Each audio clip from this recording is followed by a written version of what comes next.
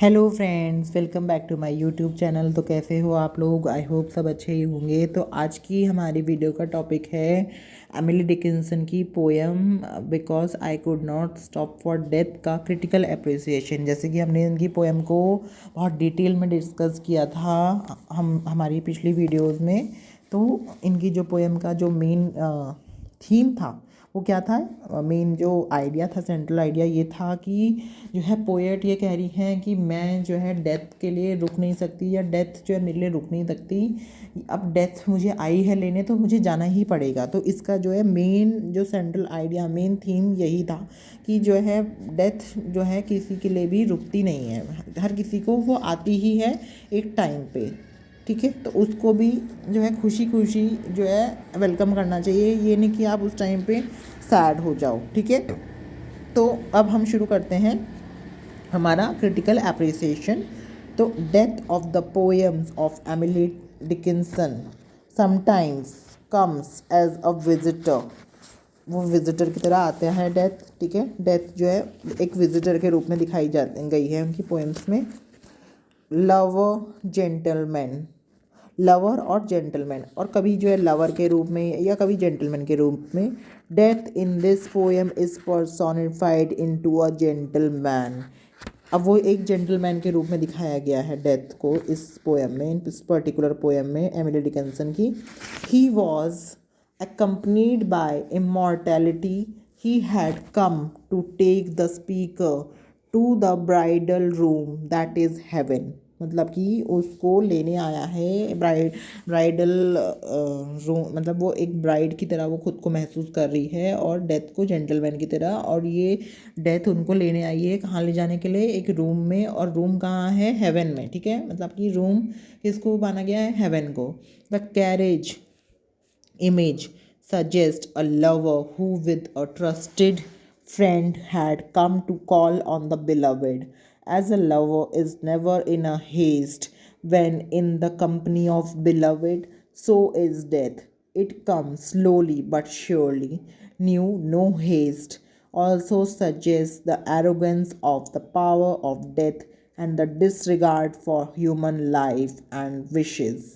Labor suggests the idea of life being the slow labor of dying at the moment of death. This labor of living is stopped, put away. The leisure rest in this life is nothing as compared to the leisure which eternity brings. So this also is put away happily in anticipation of the greater and permanent leisure. The third stanza recounts in brief the activities of life and is symbolic repetition of the actions of life. The children playing during the recess indicates warmth and vitality of life. The gazing glorious indicates the next stage of life, that is ripeness। मतलब कि अब तो भाई and he है life का। The setting sun, of course, is an image of life about to come and end, or the approaching death. The repetition of the word past in this stanza indicates constant motion. The cold and chill of fourth stanza are directly linked with and are the result of the setting sun of the previous stanza. The flimsiness of the poet's dress, gossamer, my gown and tippet or scarf worn around the neck is made of tall, soft, silk like material. All this show how weak and vulnerable human life is as compared to the might of all powerful death. The next stanza signifies the end of the journey and the arrival at the house of the courtly lover. But the concrete image of the roof and cornice have appalling identification of house with the grave. This house is a swelling on the ground, the grave, the house after death. The word past here suggests the ending of all motions, movements before death. The word eternity in the last stanza gives a vagueness to the felt, felt experience of the previous stanza and is ambiguous. We do not know whether the poet after death would achieve eternity or there is only a vast nothingness after death. In the last flash of memory, the poet recalls the last objects, the horse heads taking her to the last and the final world suggested by the last word of the poem eternity. The death is as a person has disappeared in the background because when eternity is achieved, the power of death is no more there.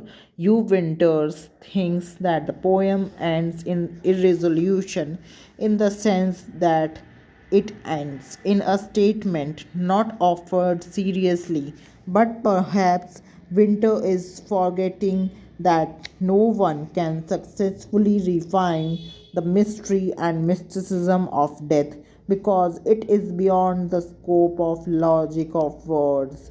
The common sense of the situation and the journey demands the logical destination of the coach, and the poet the passenger carried and the poet passenger carried in it was to be immortality और eternity. मतलब कि अब जो है जो poet हैं वो immortality और eternity की तरफ जा रही हैं. अब वो डेथ के मतलब उनको जो है कैरेज में बैठ के वो हेवन में जा रही हैं पोएट जो है.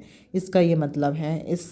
ठीक है, तो आज की हमारी इस वीडियो में बस इतना ही. अब मैं आपसे मिलता हूँ अपनी अगली नई वीडियो में. तब तक के लिए बाय बाय. आई होप आपको ये वीडियो अच्छे से समझ आ गई होगी. अगर नहीं आई है तो आपको इसको फिर से देखना पड़ेगा, और अगर तब भी नहीं आती है तो प्लीज़ प्लीज़ प्लीज़ आप इसकी जो पोएम जो मैंने बहुत ही डिटेल में एक्सप्लेन की थी, आप उसको जाके देखो, उसको समझो, तब आप जो है इसको क्रिटिकल एप्रिसिएशन को समझ पाओगे. मैं अब हिंदी में इसको ज़्यादा एक्सप्लेन इसलिए नहीं कर रहा हूँ क्योंकि एक तो जो है वीडियो बहुत ज़्यादा लंबी हो जाती है, लंबी खींच के फ़ायदा नहीं है.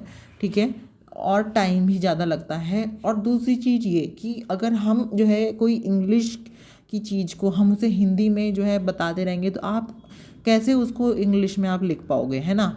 मैंने ऑलरेडी पोएम को तो दोनों लैंग्वेज में बता देता हूँ, लेकिन जो हम उसका क्रिटिकल एप्रिसिएशन कर रहे हैं या क्रिटिकल एनालिसिस कर रहे हैं या फिर थीम्स डिस्कस कर रहे हैं तो वो मैं आपको इंग्लिश में ही बताऊँगा, क्योंकि आपको लिखना तो आपको इंग्लिश में ही है ना. आपको हिंदी में तो आप लिखोगे नहीं, वहाँ पे एग्ज़ाम में आएगा तो आपको इंग्लिश में ही. तो इस वजह से आपको नोट्स में भी हेल्प हो, आप नोट्स इससे बना सकते हो मेरे वीडियोज़ से. और भले ही पोएम्स के लिए आप वो वाला रेफ़र कर सकते हो वीडियो, क्योंकि आपको एक तरह से आपको आइडिया भी होना चाहिए कि इस पोएम में हुआ क्या था. क्योंकि काफ़ी बार ऐसा होता है कि मेरे आपको ये वाले आंसर्स नहीं आपको समझ आएंगे कि हो क्या यार ये क्या बोल रहा है, बस बोले जा रहा है अंग्रेजी में और बस. तो आप जो है उस पोएम का अगर आपने सुना हुआ होगा, हाँ भाई उसने हिंदी में भी और इंग्लिश में भी दोनों ही लैंग्वेजेस में बड़े अच्छे से एक्सप्लेन किया था और हमें ना ये याद है, तो आप जो है ना खुद अपने आंसर्स को फ्रेम कर पाओगे. तो मेरा मोटिव यही रहता है कि आप जो है अपने आंसर्स को खुद फ्रेम करो. ठीक है, तो जिन लोगों को वो वाली वीडियो अच्छी लगती है आप वो वाली देखो, जिनको नहीं लगती है या चलो आप दोनों वीडियोस देखो और दोनों को आप एनालाइज करो. ठीक है, आपको लिखना तो आपको है ना, मैं तो नहीं आऊँगा वहाँ पे लिखने के लिए, है ना. तो जो है मेरी बातें हो सकता है आपको ख़राब लगे या कुछ, पर जो है जो मैं रियलिटी में फेस कर रहा हूँ या करता हूँ अपनी लाइफ में, मैं वही आपके साथ शेयर करता हूँ. तो आज की वीडियो में बस इतना ही. आपसे मैं मिलता हूँ अपनी अगली नई वीडियो में. तब तक के लिए बाय बाय. जय हिंद.